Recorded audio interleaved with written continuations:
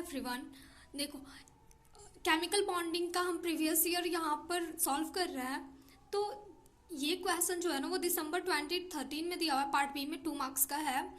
Question है, according to VSEPR theory the geometry with lone pair around the central iodine, ठीक है, iodine लिखा ना, या central iodine in I3 positive and I3 negative ions respectively are. अब देखो, VSEPR के अकॉर्डिंग हम ज्योमेट्री निकालना और शेप निकालना तो सीख ही चुके हैं। I3 पॉजिटिव में अगर बात करें हम तो I3 आयोडीन एक बीच में हो गया, उसके बाद एक आयोडीन। अच्छा, उसके पहले ना हम देख लेगा लेवी-स्ट्रोट स्ट्रक्चर से भी इजी होता है आयोडीन के शेप या स्ट्रक्चर को तो बताना।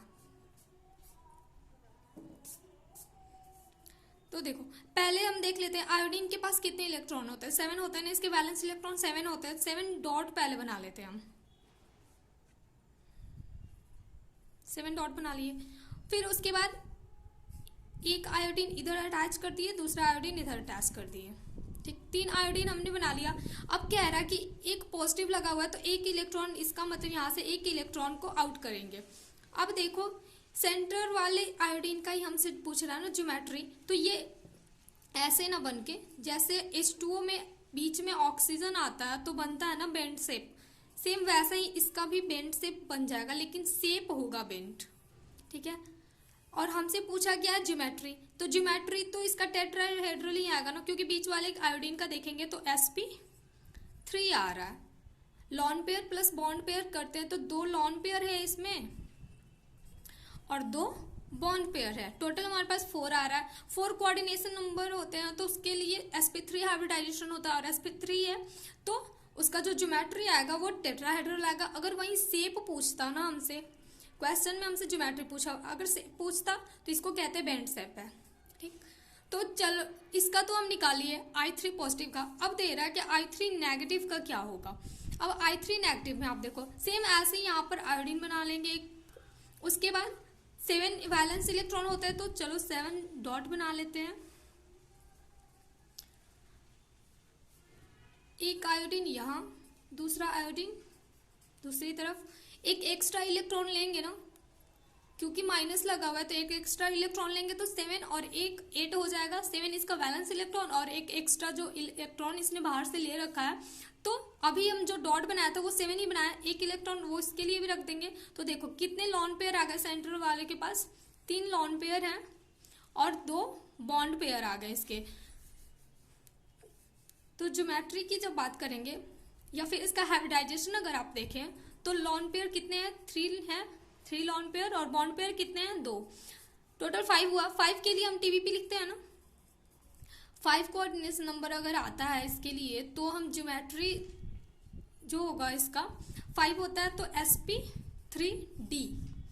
हाइब्रिडाइजेशन इसका ये हो जाएगा sp3d, और ज्योमेट्री हो गया TBP, और यदि शेप पूछेगा वही यहाँ पर तो हो जाएगा हमारा लीनियर, ठीक है।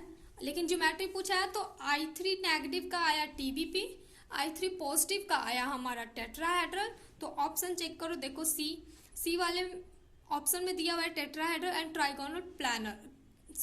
ट्राइगोनल बाई पिरामिडल, ठीक है। तो ऑप्शन सी हमारा करेक्ट हो गया। अब देखो दूसरा क्वेश्चन, ये दिसंबर 2013 में ये भी है, पार्ट बी में है, 2 मार्क्स का दिया हुआ है। The molecule in which the bond order increases upon addition of an electron is. Bond order के लिए एक डायटोमिक मॉलिक्यूल, सारे जो ऑप्शन में हमें दिए हुए डायटोमिक मॉलिक्यूल दिया हुआ है। अब हमें पता है कि जब डायटोमिक मॉलिक्यूल होता है तो उसके लिए बॉन्ड ऑर्डर का एक ट्रिक हम देखे हुए हैं। उसमें क्या देखे थे कि सबसे ज़्यादा बॉन्ड ऑर्डर तो N2 का होता है।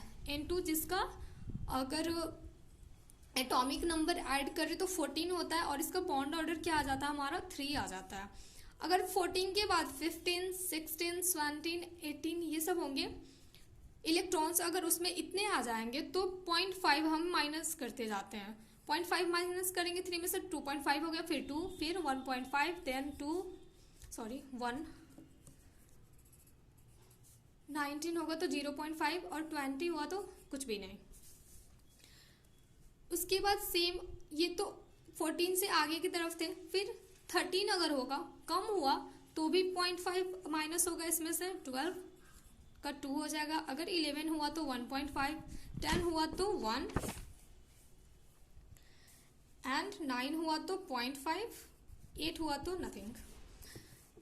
समझ आ गया। अब देखो ऑप्शन में क्या क्या दिया हुआ है, एक तो O2 दिया हुआ है, ए ऑप्शन देखेंगे तो O2 दिया, ऑक्सीजन का मॉलिक्यूल, बी में है बोरॉन, सी देखो P2 दिया हुआ है, P2 तो कोई मॉलिक्यूल होता ही नहीं है ना, फास्फोरस P2 में कोई मॉलिक्यूल ही तो होता नहीं है, तो सी ऑप्शन तो पहले ही काट दो। अब रह गया डी, नाइट्रोजन का हमें पता है कि सबसे ज्यादा होता है, तो क्वेश्चन को भी ध्यान में रखना, ऐसा नहीं कि डायरेक्ट ना नाइट्रोजन पे लगा देना। क्वेश्चन क्या बोल रहा है, bond order increases upon addition of an electron, एक इलेक्ट्रॉन ऐड करेंगे, ये जो ऑप्शन में दिया हुआ है मॉलिक्यूल, तो उसका बॉन्ड ऑर्डर इंक्रीज करना चाहिए, एक इलेक्ट्रॉन यदि ऐड कर दिए तो। अब देखो N2 का क्या होता है, 14 हो जाएगा, और नॉर्मली इसका बॉन्ड ऑर्डर 3 है, एक इलेक्ट्रॉन ऐड कर देंगे तो 15 हो जाएगा, तो बॉन्ड ऑर्डर तो घट गया ना, तो ये ऑप्शन तो होगा नहीं, हमें तो वो ऑप्शन चूज करना है जिसमें बॉन्ड ऑर्डर बढ़े। तो अब देखो यहाँ पर ऑक्सीजन दिया हुआ है, ऑक्सीजन का कितना आ जाएगा, 16 होता है, 16 होगा तो 2 होना चाहिए, 2 है भी, एक इलेक्ट्रॉन यदि उसमें ऐड कर देंगे तो 0.5 आ जाएगा, जो कि फिर से बॉन्ड ऑर्डर इसका डिक्रीज कर जा रहा है। लेकिन वही B2 का देखेंगे तो B2 का 10 हो जाएगा, एक बोरॉन का 5 होता है एटॉमिक नंबर, दोनों ऐड कर देंगे हम तो 10 हो जाएगा ना, तो 10 का देखो बॉन्ड ऑर्डर क्या आ रहा है, 1 आ रहा है, अगर एक इलेक्ट्रॉन उसमें ऐड कर देंगे 11 हो जाएगा, तो बॉन्ड ऑर्डर हमारा क्या हो जाएगा, 1.5। बॉन्ड ऑर्डर इस केस में, बोरॉन के केस में बॉन्ड ऑर्डर हमारा इंक्रीज हो रहा है, इस वजह से ऑप्शन बी हमारा करेक्ट हो जा रहा है। नेक्स्ट क्वेश्चन जो हमारा वो देखो जून 2014 में दिया हुआ है और पार्ट बी में है, the correct non linear and isostructural pair is. अब देखो इसमें से हमें ऐसा पेयर आइडेंटिफाई करना है जिनका ना जो शेप होगा वो सेम होगा। यहाँ पर आइसोस्ट्रक्चरल दिया हुआ ना, नेट के पेपर में देखो जब हम केमिकल बॉन्डिंग में ये हाइब्रिडाइजेशन वगैरह पढ़ रहे थे, शेप स्ट्रक्चर और उसके ज्योमेट्री की बात कर रहे थे, तो नेट के पेपर में ना आप हमेशा देखिएगा शेप अगर वो उसे पूछना होता है ना, एक तो शेप पूछता ही है, लेकिन जब ये दो कंपेयर करके जैसे इस तरह का क्वेश्चन देगा, आइसो स्ट्रक्चर दो, जैसे ऑप्शन में दिया हुआ है ना, एक ऑप्शन में 2 मॉलिक्यूल दिया हुआ है और बोल रहा है कि दोनों में से किसका स्ट्रक्चर सेम होगा, तो ये शेप से रिलेट कीजिएगा। ये हमेशा ना स्ट्रक्चर की जो बात करता है नेट का पेपर, वो शेप से रिलेट करके बोलता है, ठीक। और ज्योमेट्री जब इसे पूछना होगा ना, तो उसके लिए वो ज्योमेट्री ही लिखता है, इस वजह से इसमें कंफ्यूज नहीं होना इन वर्ड्स में। देखो एक तो कह रहा है नॉन लीनियर होना चाहिए, दूसरा कह रहा है आइसोस्ट्रक्चरल होना चाहिए, ठीक है। चलो ऑप्शन ए से स्टार्ट करते हैं। अब सल्फर HCl2 दिया हुआ है, सल्फर का हमें पता है और वैलेंस इलेक्ट्रॉन 6 होते हैं, तो 1 2 3 4 5 6, 2 Cl दिया हुआ है ना, 2 क्लोरीन, दोनों क्लोरीन लगा दिए, ठीक है। इसका हमारे पास शेप कह दे या स्ट्रक्चर कह दे, क्या आ गया, बेंट आ गया ना, बेंट। अब I3 नेगेटिव दिया हुआ है, I3 नेगेटिव का हमें पता है कि लीनियर होता है, अभी जस्ट इसके पहले भी बनाया I3 का, तो अभी भी देख कोई दिक्कत नहीं है। 1 2 3 इसका 7 होता है और एक इलेक्ट्रॉन लिया है तो 8 हो जाएगा ना, 1 2 3 4 5 6 7 8, I इस साइड I इस साइड, इसका आ रहा है, अगर इसके स्ट्रक्चर की बात करें तो ये लीनियर आ रहा है। अच्छा जब स्ट्रक्चर या कहते हैं शेप की बात करते हैं तो लॉन पेयर को काउंट नहीं करते हैं ना, सिर्फ हम उसके बॉन्ड पेयर पर ही ध्यान देते हैं, तो ये हो गया लीनियर और ये हो गया बेंट, तो ये ऑप्शन तो होगा नहीं, ए ऑप्शन ऐसे ही कट हो गया। बी इसका देखो, बी ऑप्शन में क्या दिया हुआ है, HCl2 तो हम बना रखे हैं, दिया हुआ है I3 पॉजिटिव दिया हुआ है ना। अब I3 पॉजिटिव के लिए क्या करेंगे, पॉजिटिव दिया हुआ है तो 7 होते हैं इसके वैलेंस इलेक्ट्रॉन, एक हटा देंगे 6 रह गया, I पहले लिख दिए, उसके बाद 6 लगाना हमें, तो 1 2 3 4 5 6, आयोडीन और ये 2 लॉन पेयर सेम, इसका भी जो शेप आया हमारा बेंट हो गया ना, तो ये जो ऑप्शन बी है हमारा ये सही हो जाएगा, क्योंकि HCl2 का भी बेंट आ रहा है और I3 पॉजिटिव का भी बेंट आ रहा है। अब माइंड में मान लो कंफ्यूजन आए कि कहीं नेक्स्ट वाला ऑप्शन शायद सही हुआ, तो बस इतने तक ही चेक करना, अगर आंसर मिल जाता है ना तो फर्दर ऑप्शन को हम चेक भी नहीं करते हैं, इसी को टिक लगा के आगे बढ़ जाते हैं, दूसरे क्वेश्चन की तरफ अप्रोच कर जाते हैं। अच्छा, अगर देखना है तो ये देखो, यहाँ पर ना एलिमिनेट कर सकते हैं आप, जो हम ये I3 नेगेटिव बना लीनियर आया, ये क्या है, हैलोजन है, 3 आयोडीन हैलोजन होता है ना, 3 हैलोजन है यहाँ पे। HCl2 का तो हम देख लिए कि बेंट होगा, ठीक है। अब रह गया ये वाला हमारा ClF2 नेगेटिव, ये भी तो 3 हैलोजन ही है। अगर मान लो ये 3 हैलोजन है, 3 आयोडीन, तो यहाँ पर क्या है, एक क्लोरीन है और 2 फ्लोरीन है, ये भी तो टोटल 3 हैलोजन है। नेक्स्ट बढ़ो, यहाँ पर भी ClF2 नेगेटिव दिया हुआ है, ये भी हैलोजन ही है, 3 हैलोजन यहाँ पे भी है, तो उसका जो ये ClF2 नेगेटिव है ना, इसका भी जो शेप आएगा वो लीनियर ही आएगा, इस ये I3 नेगेटिव की तरह ही बनेगा ये। तो ये दोनों ऑप्शन भी नहीं होंगे, ऑप्शन हमारा कौन सा हो जाएगा, बी होगा, और HCl2 एंड I3 पॉजिटिव। देखो नेक्स्ट क्वेश्चन हमारा जून 2014 लिखा हुआ है और पार्ट बी में है 2 मार्क्स का।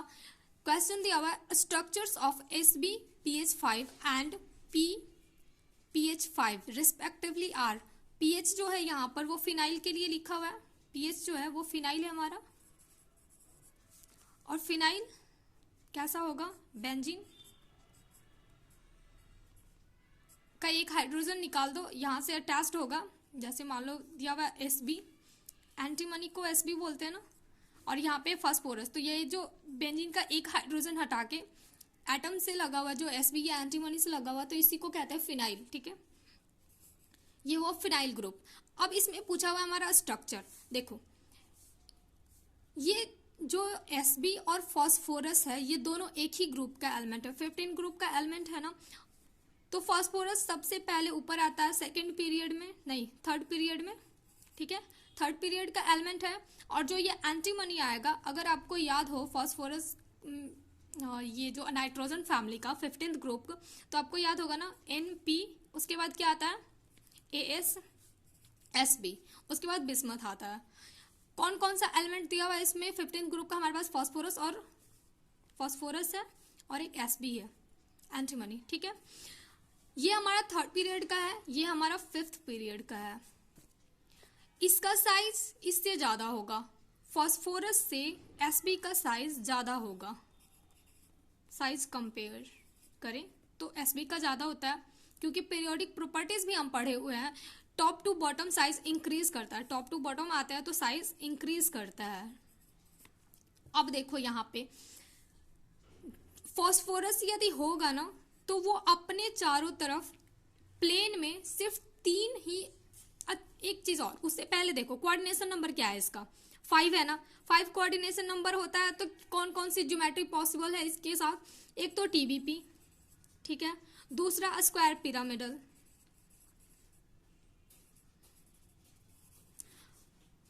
फाइव कोऑर्डिनेशन नंबर के साथ ना सिर्फ यही 2 ज्योमेट्री पॉसिबल है। अब देखो क्या होगा, अगर TBP बनाएगा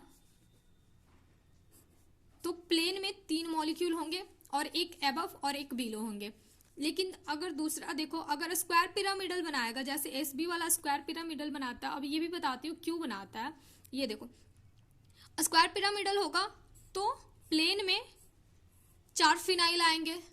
अब देखो फिनाइल का साइज ना बहुत बहुत क्या मतलब फिर भी बड़ा होता है इसका,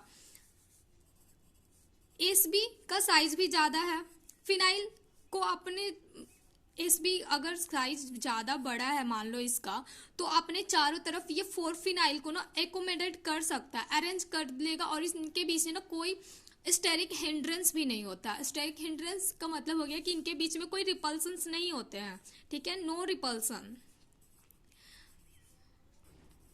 इस वजह से SB के चारों तरफ 4 फिनाइल लग सकते हैं, और एक ऊपर की तरफ हो जाएगा या फिर कह लो नीचे की तरफ, किसी एक साइड पिरामिड की तरह बन जाएगा, तो एक पीएच ऊपर हो गया, तो ये हो गया हमारा स्क्वायर, और ऊपर में है तो पिरामिड बनेगा इसका।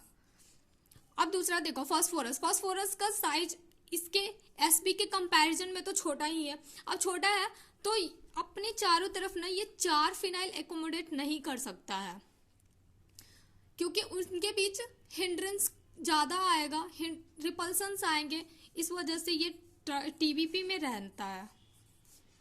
इस वजह से इसका ज्योमेट्री जो आएगा वो ट्राइगोनल बाई पिरामिडल आ जाएगा। तो फास्फोरस वाले के लिए आएगा ट्राइगोनल बाई पिरामिडल। पहले एंटीमनी का पूछा हुआ है ना, और रिस्पेक्टिवली ये आगे दिया हुआ है ये वर्ड। तो देखो पहले एंटीमनी का क्या आया हमारा, स्क्वायर पिरामिडल, तो स्क्वायर पिरामिडल हो जाएगा। PPH5 का जो है वो आ रहा है trigonal bipyramidal. B option हमारा करेक्ट हो गया, ठीक है। अब देखो नेक्स्ट क्वेश्चन, दिसंबर 2014 का, ये भी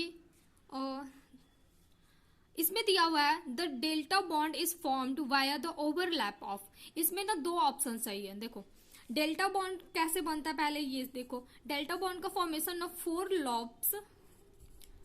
लॉब्स ऑफ d ऑर्बिटल्स जब ओवरलैप करते हैं ना, एक दूसरे पर ओवरलैप करेंगे तब डेल्टा बॉन्ड का फॉर्मेशन होता है, ठीक है। अब देखो फोर लॉब्स, इसमें से अगर देखेंगे चारों ऑप्शन में तो चारों के पास फोर लॉब ही होते हैं, लेकिन फोर लॉब पर जनरली जो इंट्रैक्शन होता है ना वो एक जेड एक्सिस के अलोंग होता है। अब जेड एक्सिस के अलोंग होगा तो ये जेड वाला तो आएगा ही नहीं, बी और डी वाला ऑप्शन हमारा कट हो गया। दूसरा चीज एक्स और वाई, देखो दोनों ही ऑप्शन इसका ना ए एंड बी दोनों ऑप्शन करेक्ट है, लेकिन इसमें चूज तो हमें करना है कोई एक ना। तो अब देखो क्या करेंगे, सी वाले पर हम टिक लगा देंगे। क्यों? क्योंकि देखो X square minus Y square ये वाला जो बॉन्ड बनाता है ना, इससे बेहतर होता है एक्स वाई वाला। इस वजह से ऑप्शन हम डी इन दोनों में कंपेयर करें, यदि सॉरी बी ने यहाँ पे सी होगा, तो ऑप्शन ए और सी में यदि कंपेयर करें तो D X Y and D X Y orbitals का ओवरलैप बहुत ज़्यादा अच्छा होता है, बेटर होता है, तो ऑप्शन सी ही करेक्ट करेंगे। लेकिन ये दोनों जो ऑर्बिटल्स हैं डी के, ये दोनों ही अच्छे डेल्टा बॉन्ड दोनों ही बनाते हैं, ओके। अब देखो नेक्स्ट क्वेश्चन है हमारा जून 2015 का, पूछा हुआ है for the oxidation state of sulphur atoms in H2O और कंसीडर द फॉलोइंग। कह रहा है दो सल्फर यहाँ पे दिया हुआ है, दोनों का ऑक्सीडेशन स्टेट पूछ रहा है। अब देखो इसका स्ट्रक्चर ही बना लेते पहले, sulphur double bond sulphur and again double bond oxygen, ऐसा हो जाएगा। अब देखो ऑक्सीजन का तो हमें पता है कि ये हमेशा अपने पास -2 ही रखेगा। इलेक्ट्रोनेगेटिविटी सल्फर से ज्यादा ऑक्सीजन की है तो नेगेटिव ऑक्सीजन के पास जाएगा। अब पॉजिटिव आ गया यहाँ पे। इन दोनों के बीच एक बार देखो तो दोनों का इलेक्ट्रोनेगेटिविटी सेम है, तो ऑक्सीडेशन स्टेट की पहली दफा बात नहीं करेंगे इन दोनों के बीच में। तो यहाँ पर ये हो जाएगा 0 और ये +2 आया, इस ऑक्सीजन पर -2 आ रहा है इसकी वजह से, तो एक ऑप्शन तो हमारा बी वाला मिल गया, ठीक। दूसरा इसी का ना दूसरा अरेंजमेंट तो यही होगा, पर ऑक्सीडेशन स्टेट अलग फाइंड किया गया है इसमें। वो कैसे? अभी जैसे ये बात बताई मैं ना कि इन दोनों का इलेक्ट्रोनेगेटिविटी तो सेम ही है, तो फिर इनके बीच में डिफरेंस नहीं आएगा, तो एक का 0 हो जाएगा, एक का +2 आ जाएगा। पर समहाउ ये भी देखा गया कि इसमें से ना एक सल्फर -2 शो करता है। एक सल्फर अब -2 शो करेगा तो देखो क्या हो जाएगा, sulphur double bond oxygen. Oxygen पर तो -2 रहेगा एज यूजुअल। अब देखो अगर मान लो -2 यहाँ लगा दे तो एक का +4 होगा ना, क्या ये पॉसिबल है इस तरह से? -2 क्या कभी एक साइड आएगा? नहीं आएगा। तो ये स्ट्रक्चर जो ये चार्ज लगाई हूँ सेंटर वाले पर -2 वो साइड वाले पर आ जाएगा, तो ये सल्फर फिर ऑक्सीजन -2 और फिर साइड में यहाँ -2 आएगा और बीच वाले का +4 आ जाएगा, ठीक। तो एक तो सल्फर एग्जिस्ट करेगा 0 और +2 ऑक्सीडेशन स्टेट में, और इस केस में सल्फर जो है वो एग्जिस्ट करेगा +4 एंड -2। ऑप्शन अब चेक कर लो, -2 एंड +4। अगर ऑप्शन में ओनली बी दिया होता ना तो बी वाला करेक्ट कर देते, लेकिन देखो खुद से तो कुछ कह नहीं सकते कि बी वाला ही करेक्ट करना है या क्या, गूगल भी करेंगे या फिर बुक का रेफरेंस अगर लेंगे ना केमिकल बॉन्डिंग के लिए तो देखना उसमें भी दिया हुआ है कि दोनों ही ऑक्सीडेशन स्टेट ये शो करता है, तो ए और बी दोनों ही सही हो जाएगा। ए और बी कौन से ऑप्शन में आ रहा है देखो, तो पहले वाले में ही आ रहा है, ए ऑप्शन हमारा सही हो गया।